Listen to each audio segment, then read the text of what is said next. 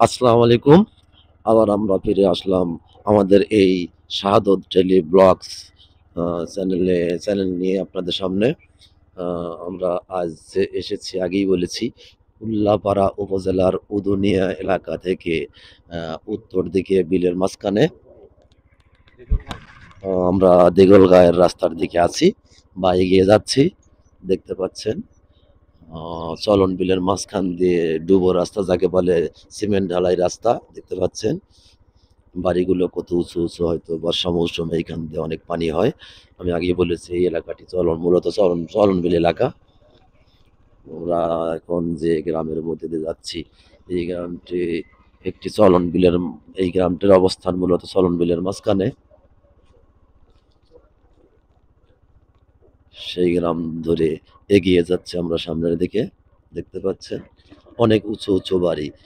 কেননা এই এলাকাটি চলনবিলের মাঝখানে হওয়াতে অনেক পানি হয় এখানে। আপনারা দেখতে পাচ্ছেন বাড়িগুলো কত উঁচু। আমরা এগিয়ে যাচ্ছি সামনের দিকে।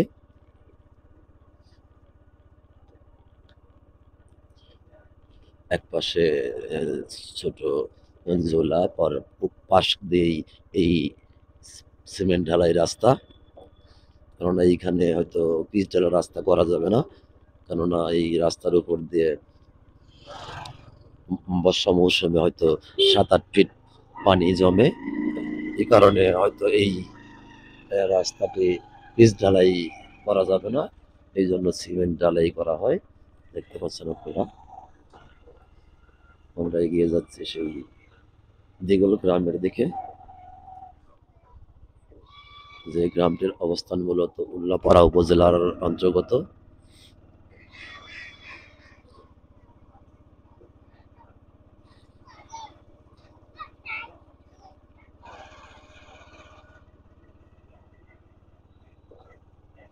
আমরা ধীরে এগিয়ে যাচ্ছি সেই দিঘল গ্রামের দিকে। দেখতে পাচ্ছেন গ্রামের রাস্তা। দুই পাশ দিয়ে সারি বাড়ি, মাঝখান দিয়ে রাস্তা।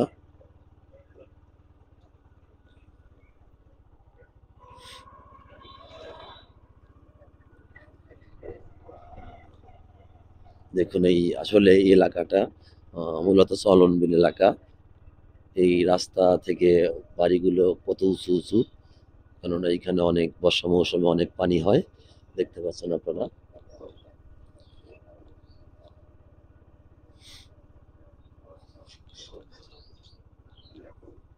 আমরা এই গ্রাম ছেড়ে ফুল পুরো মাঠের মাঝখান দিয়ে হয়তো চলে যাব এই ডুবো রাস্তা দিয়ে ধরে। আসলে এই বাংলাদেশের যোগাযোগ ব্যবস্থার এতই উন্নয়ন হয়েছে হয়তো এই এলাকা দিয়ে কখনো হয়তো পায়ে কিছু বছর আগেও হয়তো এই এলাকার লোকজন এই রাস্তা ধরে পায়ে হেঁটে যাতায়াত করত। কিন্তু এখন দেখুন এই রাস্তাটি আ আপাতত মোটামুটি পাকা যাকে বলে সিমেন্ট ঢালাই রাস্তা।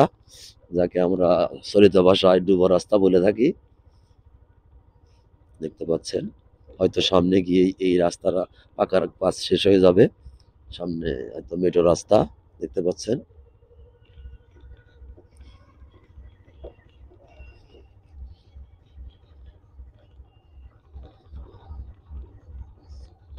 আমরা এগিয়ে যাচ্ছি একটি গ্রামের দিকে মেঠো রাস্তা ধরে।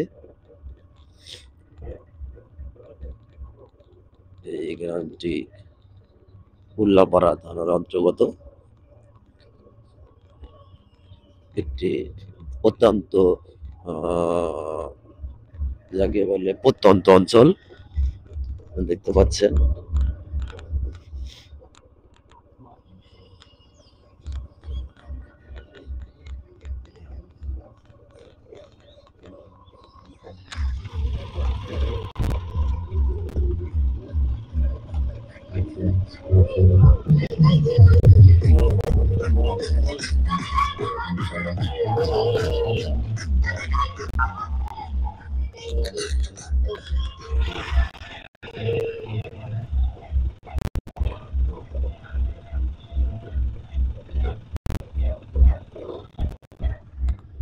আমরা একটি অনুষ্ঠান বাড়ির পাশ দিয়ে আসছি, হয়তো ওখানে হাই পাওয়ার বক্স বাজাচ্ছে তারা।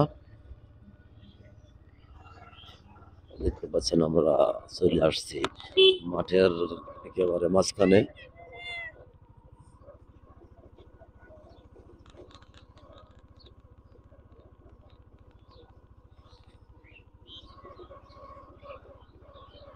আমরা এগিয়ে যাচ্ছি সেই চলন বিলের মাঝখান দিয়ে মেঠো রাস্তা ধরে। এখন সামনে একটি কবরস্থান দেখতে পাচ্ছেন আপনারা। এই বিলের মাঝখানে, এই চলন বিলের মাঝখানে হয়তো এই গ্রামের একটি কবরস্থান। এই কবরস্থানের পাশ দিয়ে এই মেঠো রাস্তা ধরে আমরা এগিয়ে যাচ্ছি।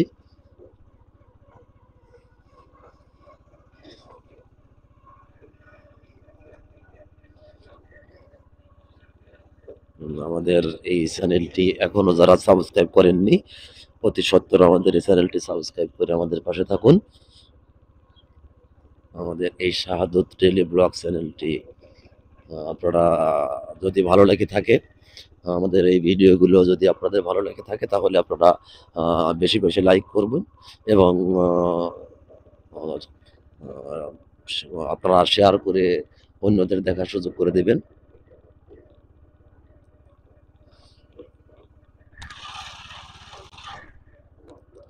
দেখতে পাচ্ছেন আমরা সেই বিলের মাঝখান দিয়ে মেঠো রাস্তা ধরে এগিয়ে যাচ্ছি, হয়তো দিঘুলিয়া গ্রামের দিকে।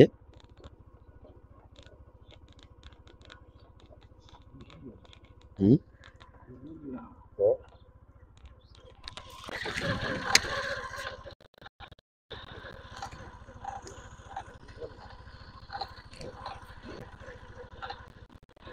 সরি আমার ভুল হয়েছে, হয়তো দেগল গ্রামের দিকে। দেখতে পাচ্ছেন আমরা এগিয়ে যাচ্ছি সেই মেঠো রাস্তা ধরে। দুই পাশে হলুদে ভরে গেছে। আপনারা দেখতে পাচ্ছেন দুই পাশে প্রচুর পরিমাণে হলুদে ছেয়ে গেছে মাঠ জোড়া, শুধু হলুদ। দেখতে পাচ্ছেন আপনারা। এই আমরা এই মেট্রো রাস্তা ধরে এগিয়ে যাচ্ছি দেগল গ্রামের দিকে। দেখতে পাচ্ছেন দুই পাশে দিগন্ত জোড়া মাঠ, এবং সেই মাঠে শুধু সরিষার ফুলে হলুদ ছেয়ে গেছে। দেখতে পাচ্ছেন, দেখতে পাচ্ছেন।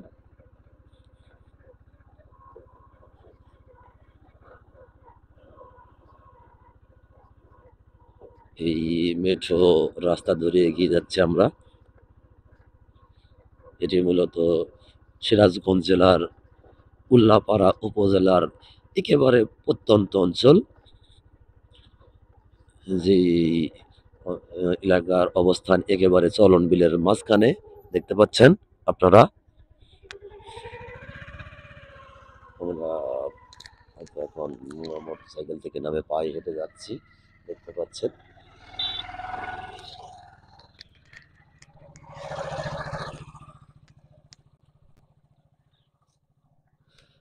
একেবারে হলুদে ভরে উঠেছে সেই মাঠ, দেখতে পাচ্ছেন আপনারা।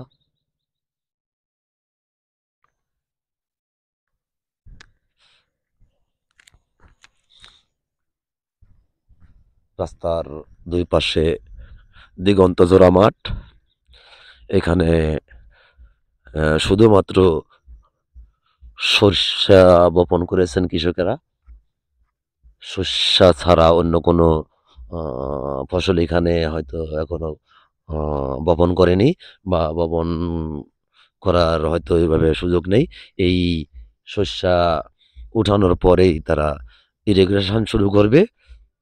এই ইরিগেশনের পরেই হয়তো শুরু হয়ে যায় বর্ষা মৌসুম, এবং এই এলাকাটি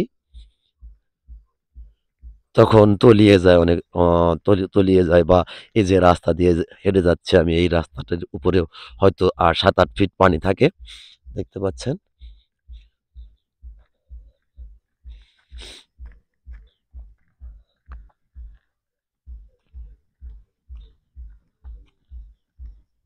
আমি হেঁটে যাচ্ছি এখন এই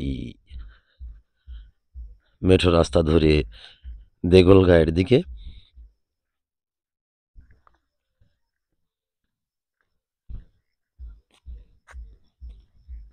আমাদের এই চ্যানেলটি নাম এখনো আপনারা যারা এখনো এই চ্যানেলটি সাবস্ক্রাইব করেননি, অতি সত্বর আমাদের এই চ্যানেলটি সাবস্ক্রাইব করুন। সাবস্ক্রাইব করে আমাদের পাশে থাকুন।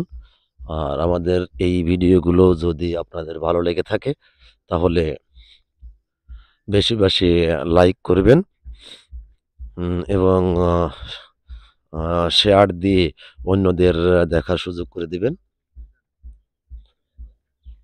দেখতে পাচ্ছেন?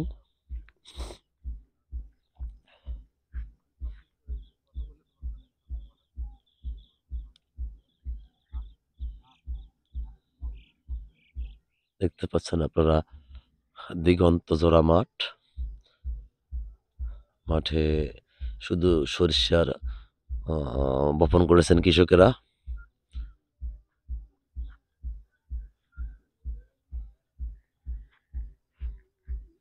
এবং এই সরিষাগুলোতে পর্যাপ্ত পরিমাণে ফুল আ এসেছে। তাই সামটা হলুদে আ ভরে উঠেছে দেখতে পাচ্ছেন।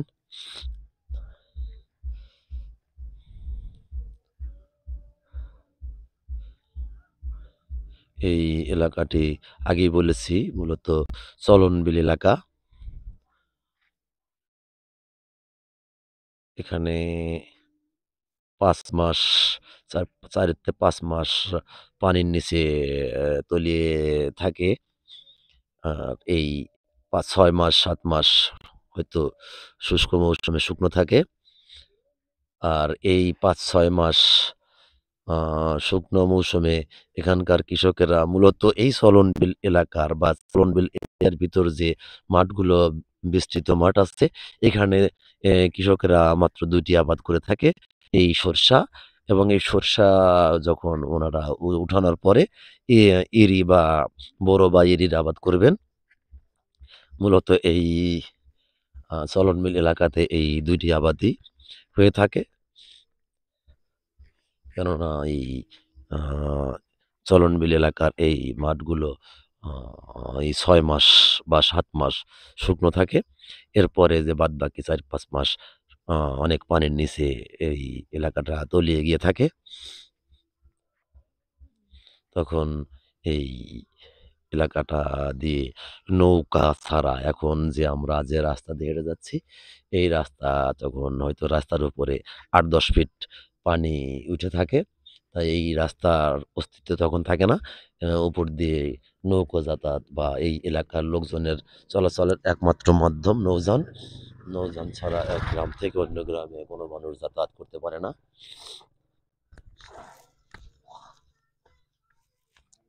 দেখতে পাচ্ছেন আমরা এগিয়ে যাচ্ছি সেই দেগল গ্রামের দিকে।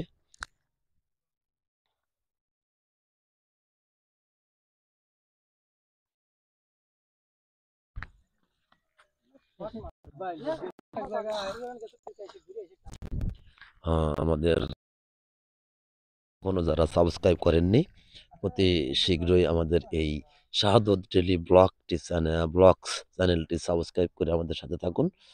আ আর যারা আমাদের এই চ্যানেলটি সাবস্ক্রাইব করেছেন, আপনারা বেশি, বেশি লাইক দিয়ে আমাদের এই প্রোগ্রামগুলো বা এই ভিডিওগুলো করার উৎসাহ যোগাবেন। আর আ শেয়ার দিয়ে আপনার বন্ধু-বান্ধবদের দেখার সুযোগ করে দিবেন। আমরা এসেছি আগেই বলেছি সিরাজগঞ্জ জেলার উল্লিপাড়া উপজেলার একেবারে নিভৃত প্রত্যন্ত অঞ্চল। এই উদুনিয়া থেকে অ্যা উত্তর দিকে দেগলগাঁও দেগলগ্রাম বলে যাকে হয়তো, সেই দেগল গ্রামের মাঝামাঝি একেবারে মাঠের মাঝখানে দাঁড়িয়ে আছি, মেঠো রাস্তা দেখতে পাচ্ছেন আপনারা।